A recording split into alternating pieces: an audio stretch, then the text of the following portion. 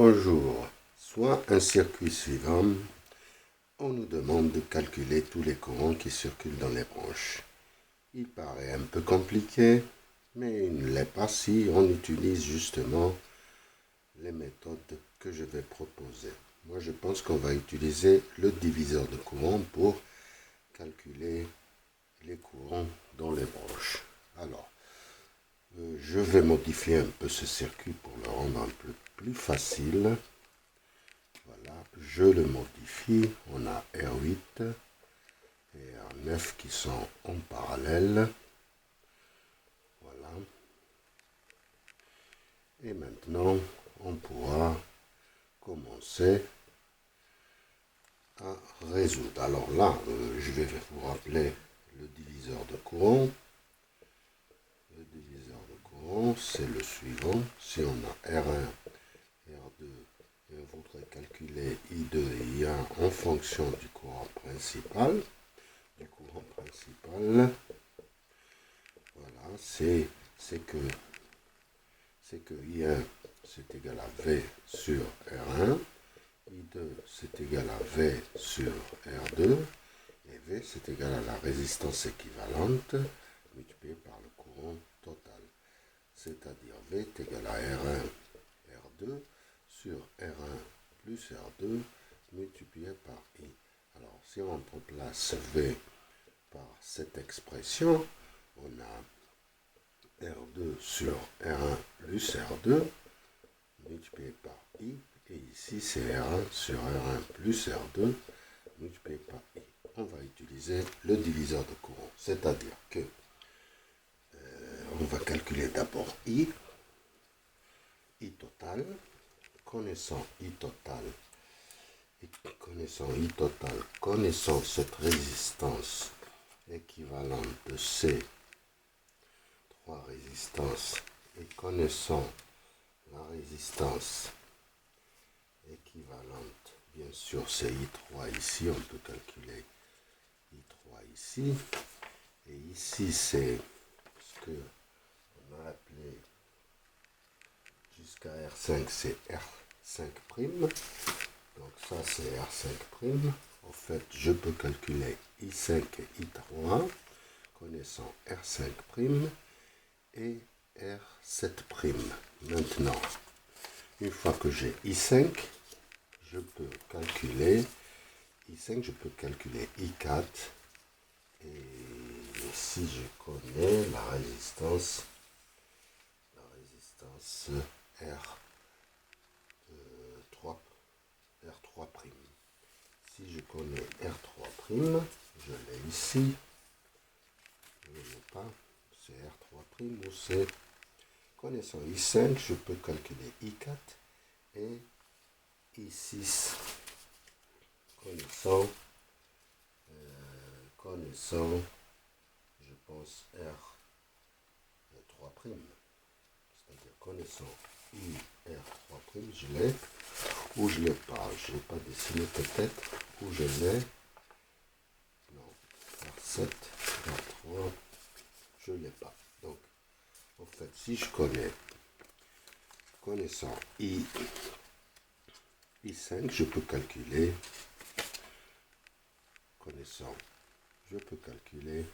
Si je connais la résistance équivalente de ces quatre résistances, que je l'appellerai R3, calculer I6 et I4. Une fois que j'ai I6, je peux calculer I8 et I9. Une fois que j'ai I3, je peux calculer I1 et I2 par le diviseur de courant. On commence à calculer la résistance équivalente. La résistance équivalente est égale. D'abord, on commence par R6 qui est en série avec R7. C'est la première étape. La deuxième étape, on ajoute ces deux qui sont en parallèle. C'est la deuxième étape. La troisième étape, c'est on ajoute, c'est deux. La quatrième, c'est qu'elles sont en parallèle avec R4. C'est la quatrième étape. Puis on ajoute R5. C'est la cinquième étape. puis on a R1 et R2 qui sont en parallèle, oui, c'est la 6e étape. La 7e, on ajoute R3, 7e étape, et puis tout ça qui est en parallèle avec tout ça. Donc c'est la 8e étape et c'est la résistance équivalente de notre circuit. Alors on commence par, je l'appellerai R67 ou les indices vendres. Je ne vais pas utiliser les indices parce que ça va être très long. J'appellerai ça R1', c'est R6 plus R7. Donc c'est 85 plus 200, c'est 285 ohms. J'ai R2', c'est R2', c'est R8 en parallèle avec R9. Donc c'est 100 multiplié par 85 sur 100 plus 85, ça nous donne 45,95 ohms. Puis on calcule R3', R3' justement, qui est là, qui est tout ça, R3', donc R3', c'est R1' plus R2', c'est 285 plus 45,95 qui est 330 multiplié par 94 ohms. Puis après on calcule R4'. En fait, R4', c'est la résistance équivalente ici. R4', c'est pour ça qu'on peut utiliser le diviseur de tension pour calculer justement VR5 et VR4. Mais on va utiliser que le diviseur de courant, c'est R3' en parallèle avec R4. Donc c'est 330,94 multiplié par 77 sur 330,94 plus 77.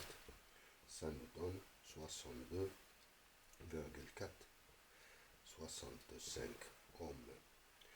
Maintenant, on passe à R5'. R5', c'est R4' plus R5. Donc, c'est 62,465 ohms plus 50. Et ça nous donne 112,465 ohms. On passe à R6'. R6', c'est R1 parallèle avec R2.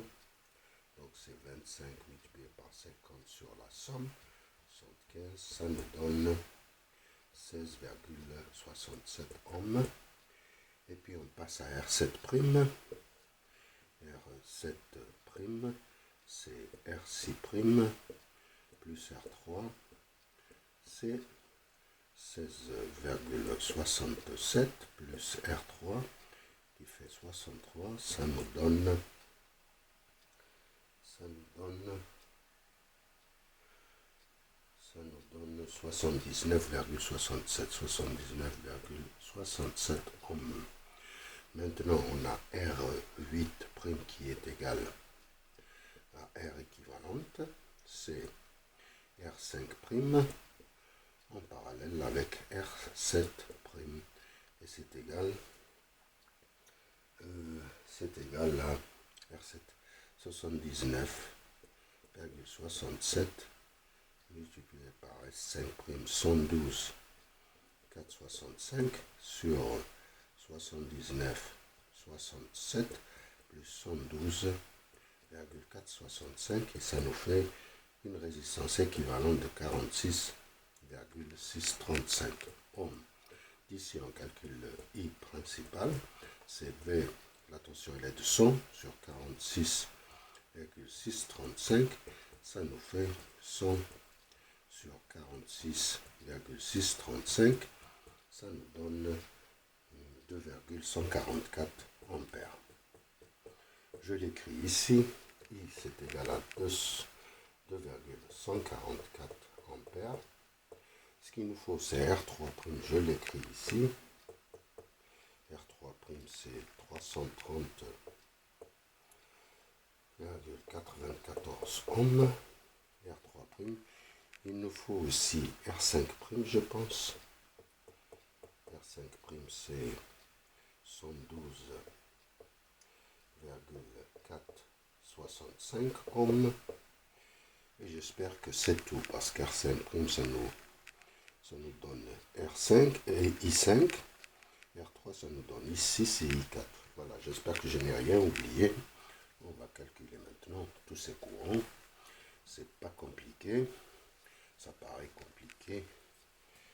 Mais si on utilise les règles que je viens de vous donner, maintenant j'ai I, je calcule connaissant, comme je l'ai dit, connaissant I7, R7', qui est là. Ah, j'ai pas écrit R7', ils nous le font aussi. Et connaissant R5', on peut calculer I5 et I3. On peut calculer I5 et I3. Alors on le calcule. Je vais reprendre R7' aussi, parce qu'il nous le faut. C'est 79,67. Donc on calcule I3.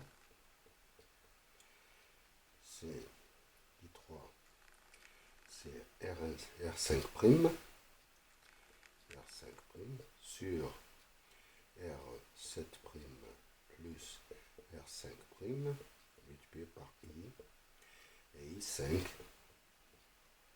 c'est R7' sur R7' plus R5', multiplié par I. Donc ici, c'est 112,465 sur 112,465 plus 79,67 multiplié par 2,144. Et ici, c'est 79,65 sur 112,46,5 plus 79,65 multiplié par 2,144. Et ça nous donne un courant de 112,65 plus 79,65, 1 sur ça, multiplié par 112,465, multiplié par 2,144. Ça nous donne un courant de 1,255 ampères. Et celui-là, c'est moins 2,144. Ça nous donne 0,89 à peu près ampères. Voilà, on a calculé ce courant. On peut calculer maintenant, connaissant I3, on peut calculer I1 et I2. Donc c'est R2 sur R1 plus R2, multiplié par I3. Et ça, c'est R1 sur R1 plus R2, multiplié par I3. Donc, c'est R2, c'est 50 sur 75, multiplié par I3, 1, 2, 55. Ici, c'est 25 sur 75, multiplié par 1, 2, 55. Donc, on va calculer tout ça. 50 sur 75, multiplié par 1,255.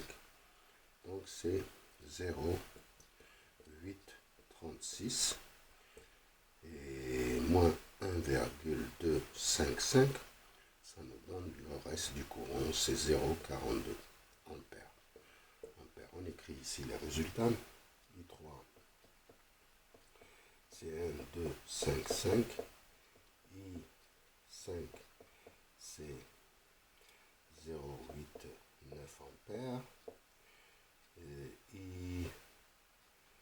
I1, c'est 0,836 ampères. Et I2, c'est 0,42 ampères. Maintenant, je peux effacer tout et je fais calculer calculer, connaissant I5, je peux calculer le courant qui circule, connaissant I5. Je peux calculer I6 et I4. Donc, pareil, I4 c'est R3',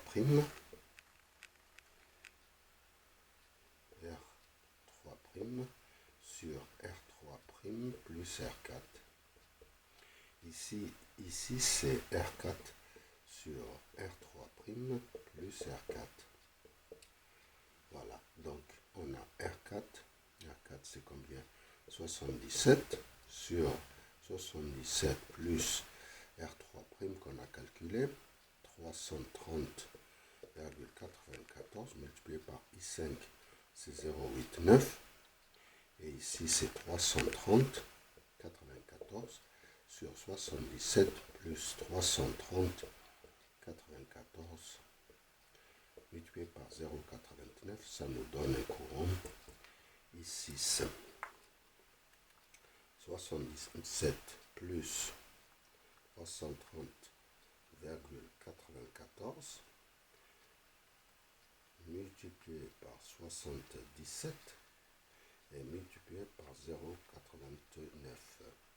Donc, I6, c'est 0,168 ampères moins 0,89. Ça nous donne I4 de 0,72 ampères.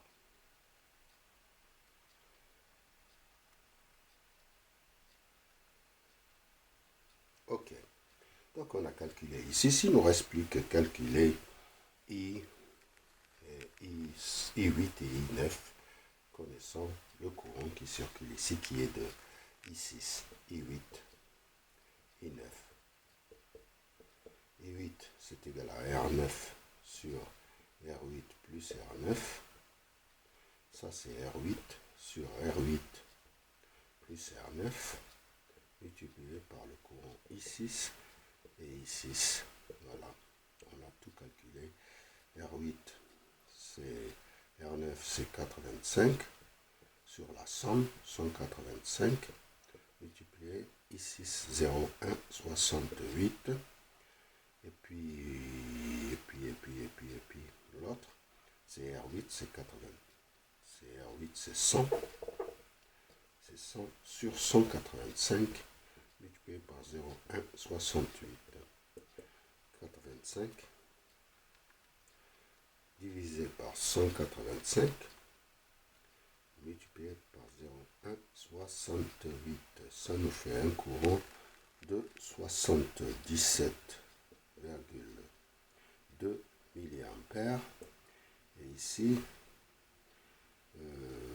moins 0,168, ça nous donne 90,91 mA. J'espère que je ne me suis pas trompé dans les valeurs numériques, mais je pense que la méthode est bonne. Vous corrigez s'il y a des erreurs, sinon tout est bon. Je vous remercie.